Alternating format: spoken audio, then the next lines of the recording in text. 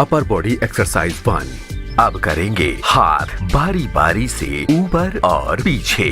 बायां पैर कद के मुताबिक बाएं ले जाएं। दोनों हाथ एक साथ मूवमेंट करेंगे। एक हाथ को सिर के ऊपर ले जाएं और दूसरा हाथ पीछे की ओर ले जाएं। लगातार यही अभ्यास दोहराएं। ये कंधे, ट्राइसेप्स और ऊपरी पीठ की मांसपेशियों को सक्रिय करता है। रीढ़ सीधी रखें, कमर को झुकने ना दें। ध्यान रखें कमर में झुकाव से बचें। पीठ को स्थिर रखें। Upper body exercise 2। अब करेंगे सामने पहलू में, साइड में पहलू में हाथ स्विंग करना। हाथ सामने एवं पहलू में ले जाएं, फिर साइड में पहलू में ले जाएं। स्विंग के साथ दोनों हाथ एक साथ काम करेंगे। ये छाती और कंधों के सामने के हिस्से को सक्रिय करता है, मसल्स में गर्मी लाता है। ध्यान रखें कमर से नहीं, कंधे से स्विंग करें। Upper body exercise 3। अब करेंगे सामने साइड में सर्किल खड़े खड़े। दोनों हाथों को सामने पहलू में, साइड में पहलू में ले जाएंगे। थंब की कमांड पर एक साथ पहलू में लगाएंगे। ये कंधों के रोटेशन और डेल्टॉइड मसल्स को सक्रिय करता है। रोटेशन मूवमेंट में लचीलापन बढ़ाता है। ध्यान रखें शुरुआत में कम संख्या में करें, धीरे धीरे संख्या बढ़ाएं। झटका ना दें, गति धीमी और नियंत्रित रखें। Upper body exercise 4। अब करेंगे दोनों हाथ ऊपर अल्टरनेट घुमाना। एक हाथ ऊपर ले जाकर घड़ी के कांटे जैसी गोलाई में घुमाएं, फिर दूसरा हाथ विपरीत दिशा में। यही अभ्यास विपरीत दिशा में दोनों हाथों को ले जाकर पुनः दोहराएं।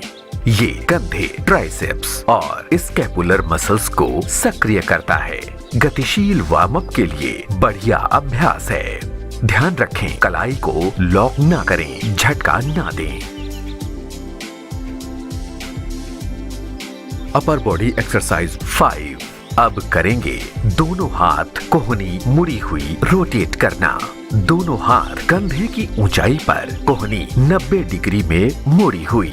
धीरे धीरे कंधों को ऊपर नीचे रोटेट करें। एक बार क्लॉकवाइज, पुनः एंटी क्लॉकवाइज। यही अभ्यास दोहराएं। ये रोटेटर कफ मसल्स को मजबूत करता है। शोल्डर इंजरी प्रिवेंशन के लिए आवश्यक।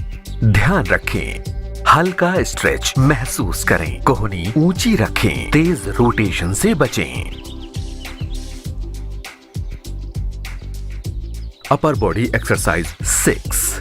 अब करेंगे हैंड वॉक, वियर वॉक। पहले खड़े हों, फिर हाथों को नीचे जमीन पर रखें और धीरे धीरे हाथों से आगे की ओर चलें। अब अपने पैरों को हाथों की ओर खींचिए। यही अभ्यास दोहराएं। ये शरीर को फ्लेक्सिबल बनाने के साथ साथ कोर, कंधे और हैमस्ट्रिंग को भी मजबूत करते हैं। हर एक रैप आपकी बॉडी को स्ट्रॉन्ग बना रहा है। इसमें वेरिएशंस किए जा सकते हैं। पुशअप जोड़ सकते हैं। हर हैंड वॉक के बाद साइड हैंड वॉक कर सकते हैं या पैर झटकते हुए वॉक कर सकते हैं, किक बैक स्टाइल। ध्यान रखें कमर को ज्यादा जोर से ना मोड़ें। Upper body exercise 7। अब करेंगे क्रैब वॉक। घुटनों को मोड़िए, हाथों को पीछे जमीन पर टिकाइए और पेट को ऊपर उठाकर चलना शुरू कीजिए। ये कंधों, ट्राइसेप्स, हैमस्ट्रिंग और कोर को मजबूत करता है। बॉडी की स्ट्रेंथ और कोऑर्डिनेशन को बढ़ाने के लिए बेहतर अभ्यास है। इसमें वेरिएशंस किए जा सकते हैं। क्रैब किक, चलते हुए एक एक पैर हवा में किक करें। क्रैब रेस, टाइम लिमिट में दूरी तय करें। क्रैब टच, एक हाथ से उल्टे पैर को छुएं। क्रॉस बॉडी टच, ध्यान रखें हाथों और कंधों पर ज्यादा दबाव न डालें। Upper body exercise 8। अब करेंगे wide pushups.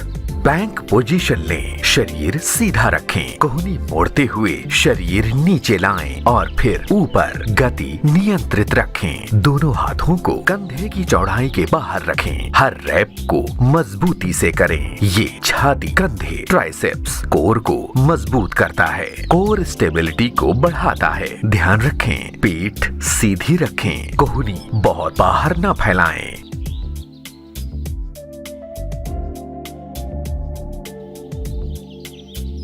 Upper body exercise 9। अब करेंगे क्लोज हैंड पुशअप्स। हाथों को सीने के नीचे नजदीक रखें। बाकी प्रक्रिया सामान्य पुशअप्स की तरह ही दोहराएं। ये ट्राइसेप्स और आंतरिक छाती को ज्यादा सक्रिय करता है। आर्म स्ट्रेंथ के लिए बेहतरीन अभ्यास है। ध्यान रखें, कलाई पर अत्यधिक दबाव ना दें।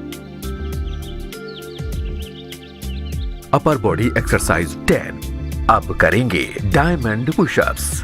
हाथों की अंगुलियों से डायमंड शेप बनाएं और सीने के नीचे रखें। सामान्य पुशअप्स की तरह शेष कार्य करें। ये ट्राइसेप्स और छाती दोनों को गहन सक्रियता प्रदान करता है। एडवांस लेवल का पुशअप्स है।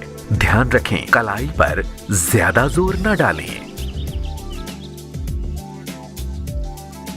Upper body exercise 11।